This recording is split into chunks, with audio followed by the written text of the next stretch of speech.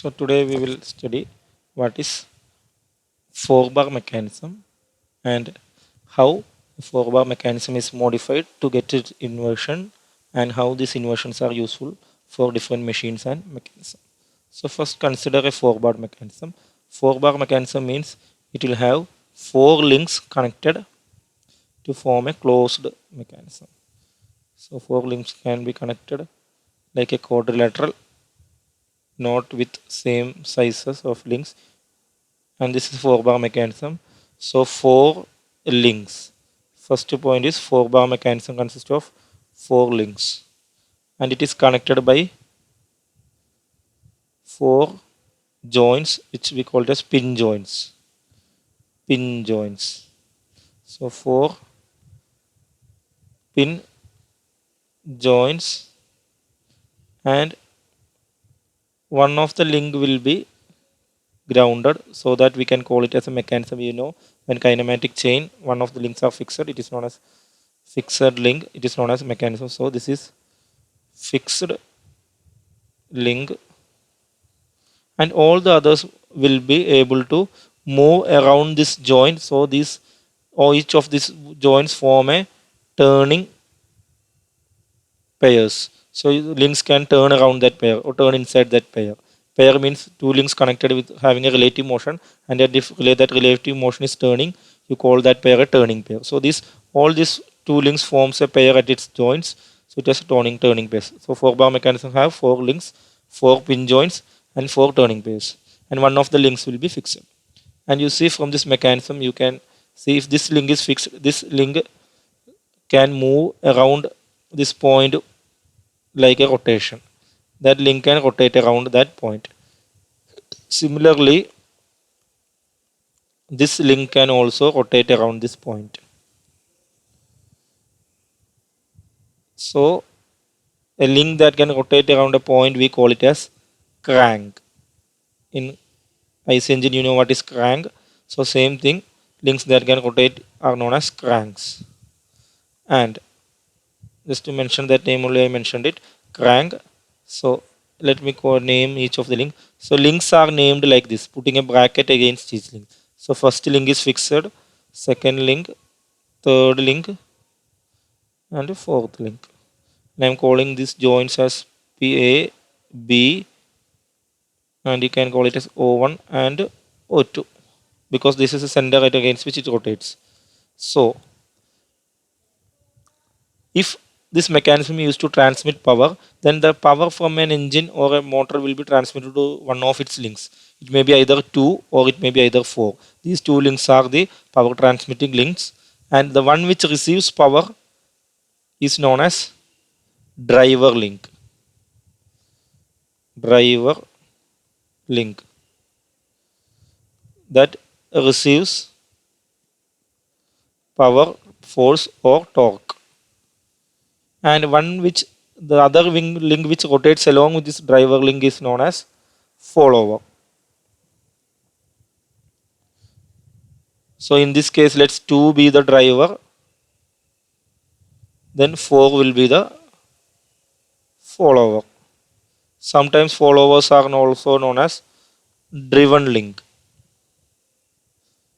Follower link or driven link.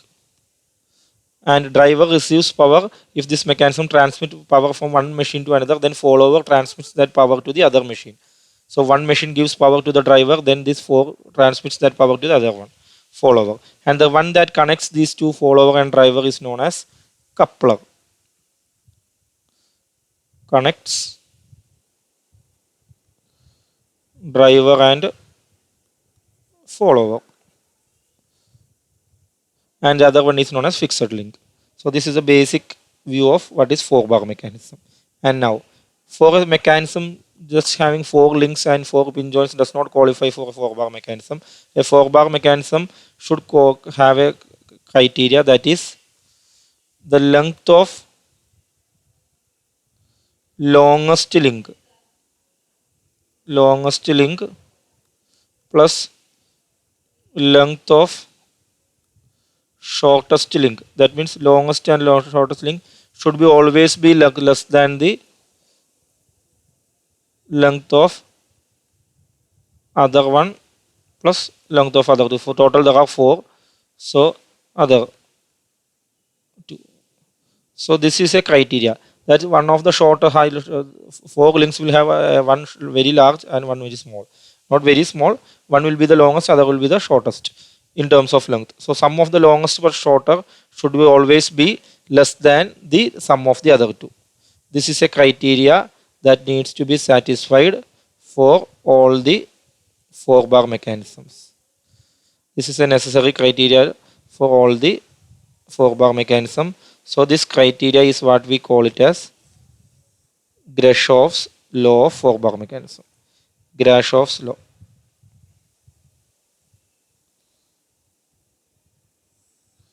So this criteria is known as Greshov's law. Greshov's law or Grashov criteria. We learned Kurzbach criteria and Krebs's criteria to determine degree of freedom. Similarly, this is Grashov law. Again, length of the longest plus the length of the shortest should be less than or should not exceed length of the sum of the length of the others. That is known as Grashov law. Next, we will learn what is inversions. Inversions. Inversions means simply inversions are just modifications. Modifications of a basic mechanism. Here the basic mechanism is a 4-bar mechanism. So modifications by changing fixed links. Changing fixed link means we are changing the, for example, if first link is fixed, then 2 and 4 can rotate. And if the lengths are also modified, then we can get another different mechanism. Fixed links and others to generate desired mechanisms. So we can modify this mechanism to our use and we can generate different mechanisms. So basically we can modify 4-bar mechanism into many, but we consider only 3 modifications as general modifications, or we call it as inversions. So we will see each of them.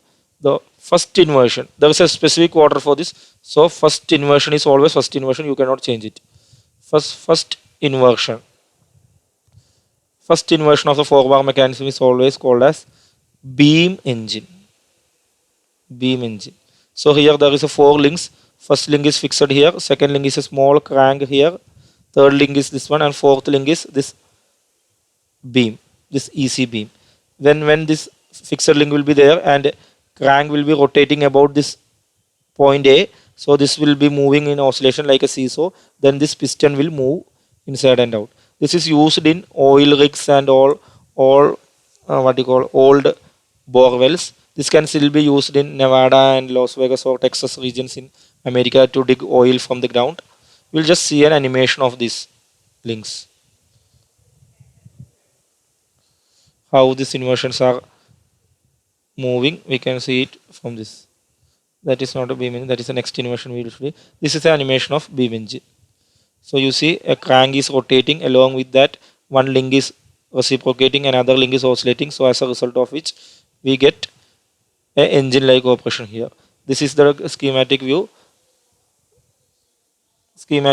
and this is the animated view of beam engine. So this is the first inversion. We will see other mechanisms that we see in the animation later. First inversion of a 4-bar mechanism. I hope it is clear. So you should draw this figure only. The animation is just for your information. I will share that video. So second inversion is known as, so first inversion is always beam engine. Second inversion is known as coupled locomotive. It is also known as double crank mechanism, but you can learn it as coupled locomotive. Coupled locomotive. This is the mechanism. Here 4 links are there. This you can see in the wheels of the old coal driven train, Kalkari Vandi. So here a link will be here, link will be here. These 2 links should be equal. That is link 3 should be equal to link 1, and AD, the other 2 links AD should be equal to BC. That forms a double crank mechanism or a coupled locomotive mechanism. Coupling rod of locomotive is the link that we use, but coupled locomotive is the general term. So second inversion is known as a coupled locomotive. So these two wheels rotate, then these two cranks will rotate on each other, and that will drive the other wheel. So we'll just see what is the coupled, how the coupled locomotives work. So this is how the coupled locomotives work. You can see from the animation. When one a wheel A rotates about A, the other wheel also rotates about B. That will be the coupled locomotive. That means one wheel is coupled with the other. This is used in all locomotive engines. This is how each wheel of the train or the compartment was connected with each other. Coupled locomotive. So I hope that is clear. So first inversion is beam engine, second inversion is coupled locomotive, and third inversion. Third inversion is known as Watt's, like James Watt, same Watt. So W should be capital name of the scientist, Watt's indicator mechanism. Indicator means this is used to indicate different or record vibrations. So you see that this will be connected to some vibrating instrument or something that we need to measure. As this vibrates, this piston will move up and down, and the movement of that piston will be recorded by tracing a point E. So when this piston moves, along with that, this E also moves. So that is how we use Watt's indicator mechanism. We will see another animation. I'm skipping through because you can understand a lot from animation rather than me saying. So this is again locomotive, coupled locomotive, which is second inversion, and this is beam engine, that is the first inversion. Now we will see what is Watt's indicator mechanism. This is Watt's indicator mechanism. This piston reciprocates, then that movement of that piston is traced by this E. That is, this is used to indicate the movement of a piston or a reciprocating motion. That is known as Watt's indicator mechanism.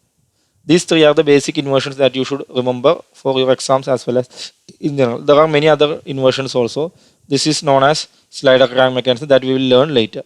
So first inversion is beam engine. Second inversion is double crank mechanism or coupled locomotive. And third inversion is Watt's indicator mechanism. Again, first inversion beam engine, second inversion coupled locomotive, third inversion Watt's indicator mechanism. These are the three inversions of 4-bar mechanism or 4-bar chain. Next, we want to learn something called pantograph. This is a mechanism. Pantograph is actually a mechanism, name of the mechanism. This mechanism is used to magnify drawings. In earlier, there was no computer CAD programming. So if you have a figure, then you can magnify by using this mechanism. One of your activities is to create a self-made pantograph that we will discuss later. So let's call this O, A, B, C, D, E. So if you move this point C around a shape, you will get a magnified shape of that from this point E. So if you have a symbol like this, if you can trace a point around that symbol, then you will get, if you place a pencil in this E, you will get a magnified image. And how that magnification happens is a trigonometric or the rectangular theory. The one thing you should be careful is this OCE. This should be always be in a straight line. Even when this moves, this should be in a straight line.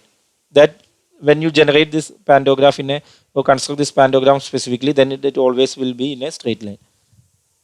So OCE should always be in a straight line. Other condition is AB should be equal to CD and AC should be equal to BD.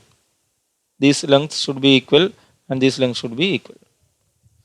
We will see an animation how this pantograph mechanism actually generates a scaled or magnified view of this one. So this is a pantograph.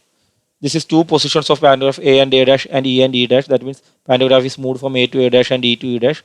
We'll just see how the pantograph behaves. You see?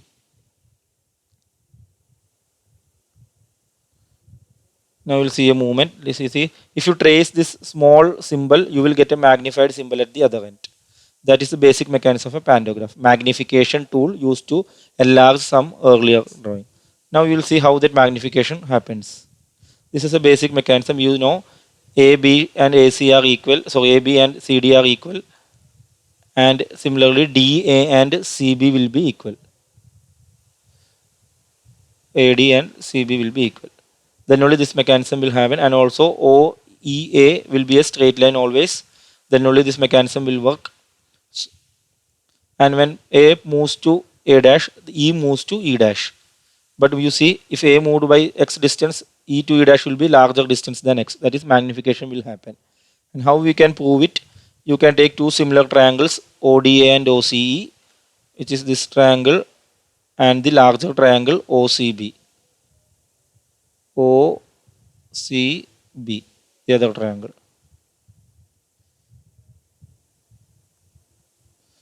These two triangles are similar triangles. So using similar triangle formula, that is the ratio of the sides will be equal. Similarly, when it moves to A dash and E to E dash, we will get another set of similar triangles there also, OA dash D and OCE dash. And using the similar triangles, the ratio of the sides will be equal, both the triangles. And we can equate OC by OD is equal to OD by OC dash, which are the corresponding sides of the two triangles. Similarly, other one, these two triangles will be similar also. We can easily prove that. And by using those two, that is A by A dash, we will get a figure that is E to E dash will be a multiple of, or A to A dash will be a multiple of E to E dash. That is, E to E dash will be A to A dash multiplied by something, and this something we call it as magnifying factor. That means if we move from A to A dash, that length will be E to A dash times something else. And if it is greater than 1, it will be magnification. If it is less than 1, then it will be demagnification. So that is the magnification factor. And magnification factor, just to show that magnification factor alone, we'll just see what is that magnification factor at the end of the that is OC. OC is this one, the larger side OC divided by OD. That is, what is the smaller side will be the magnification factor, I call it as. That will be the magnification factor. So in this figure, magnification factor can be written as magnification factor is equal to OB divided by OA. That will be the magnification factor.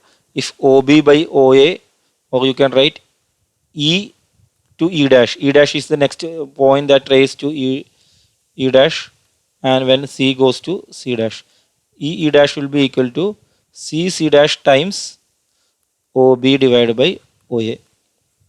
This is equation of pantograph. Depending upon the OB and OA, you will get a magnification. That means EA dash will be this much times larger than the CC dash. So this is pantograph mechanism. I hope your sessions are clear. 4-bar chain. A 4-bar chain. ഒരു 4-bar chain എന്ന് വെച്ചാൽ 4 ലിങ്കുകൾ ഉണ്ടാവും. 4 ലിങ്കുകൾ പിൻ joints വെച്ച് connect ചെയ്തിട്ടുണ്ടാവും. ഓരോ പിൻ ജോയിൻറ്റുകളും turning pace ആയിരിക്കും. ഒരു 4-bar മെക്കാനിക്സിൽ ഒരു ലിങ്ക് എപ്പോഴും ഫിക്സ്ഡ് ആയിരിക്കും. ഒരു ലിങ്കിലോട്ട് പവർ കൊടുക്കും. ആ ലിങ്കിനെ നമ്മൾ ഡ്രൈവർ ലിങ്ക് എന്ന് പറയും. പവർ കൊടുക്കുന്ന ലിങ്ക് ഡ്രൈവർ ലിങ്ക്, അതിൻ്റെ കൂടെ മൂവ് ചെയ്യുന്ന ലിങ്ക് ഫോളോവർ. രണ്ടിനെയും കൂടി കണക്ട് ചെയ്യുന്നതിനെ കപ്ലർ എന്ന് പറയും. ഇനി ഒരു 4-bar മെക്കാനിസം നമുക്ക് 4-bar മെക്കാനിസം എന്ന് വിളിക്കണമെങ്കിൽ അതിൻ്റെ 2ഉം 4ഉം കംപ്ലീറ്റ് റൊട്ടേഷൻ പോസിബിൾ ആവണമെങ്കിൽ അതിനൊരു സാറ്റിസ്ഫൈ ചെയ്യുന്ന ഒരു ക്രൈറ്റീരിയനാണ് ലാർജസ്റ്റ് ലിങ്ക് പ്ലസ് ഷോർട്ടസ്റ്റ്. അതായത് ഏറ്റവും വലിയ ലിങ്കിൻ്റെയും ഏറ്റവും ചെറിയ ലിങ്കിൻ്റെ സം എന്ന് പറഞ്ഞാൽ ബാക്കിയുള്ള 2 ലിങ്കിൻ്റെ സമ്മിനെക്കാട്ടി ചെറുതായിരിക്കണം. ആ ക്രൈറ്റീരിയനെ പറയുന്ന പേരാണ് ഗ്രാഷോഫ് മെക്കാനിസം. ആൻഡ് ഇൻവേർഷൻ എന്ന് വെച്ച് കഴിഞ്ഞാൽ ഈ ലിങ്കുകളുടെ ലെങ്ത്തും അതിൻ്റെ ഫിക്സഡ് ലിങ്കിൻ്റെ പൊസിഷനും മാറ്റിക്കഴിഞ്ഞാൽ നമുക്ക് പല മെക്കാനിസംസ് ജനറേറ്റ് ചെയ്യാം. ആ പ്രോസസ്സിനെ പറയുന്ന പേരാണ് ഇൻവേർഷൻ ഓഫ് മെക്കാനിസം. ഫസ്റ്റ് ഇൻവേർഷനാണ് ബീം എഞ്ചിൻ. ഇതാണ് ബീം എഞ്ചിൻ. നമ്മളതിൻ്റെ അനിമേഷൻ കണ്ടതാണ് ബീം എഞ്ചിൻ്റെ. ഫസ്റ്റ് ഇൻവേർഷനാണ് ബീം എഞ്ചിൻ. അതേപോലെ തന്നെയുള്ള സെക്കൻഡ് ഇൻവേർഷനാണ് കപ്പിൾഡ് ലോക്കോമോട്ടീവ്. തേർഡ് ഇൻവേർഷനാണ് വാട്ട്സ് ഇൻഡിക്കേറ്റർ. ആ വീഡിയോ ഞാൻ അനിമേഷൻ്റെ വീഡിയോ നിങ്ങൾക്ക് ഷെയർ ചെയ്യാം. ഇനി അതേപോലെ തന്നെ ഒരു മെക്കാനിസം ഉപയോഗിച്ച് നമുക്കൊരു ഗ്രാഫിനെ അല്ലെങ്കിൽ ഒരു ഫിഗറിനെ സ്കെച്ചിനെ മാഗ്നിഫൈ ചെയ്യാൻ ഉപയോഗിക്കുന്ന ഒരു മെക്കാനിസത്തിൻ്റെ പേരാണ് പാൻറ്റോഗ്രാഫ്. ഇത്രയാണ് ഇന്ന് പഠിച്ചത്. So we will continue with this in the next session.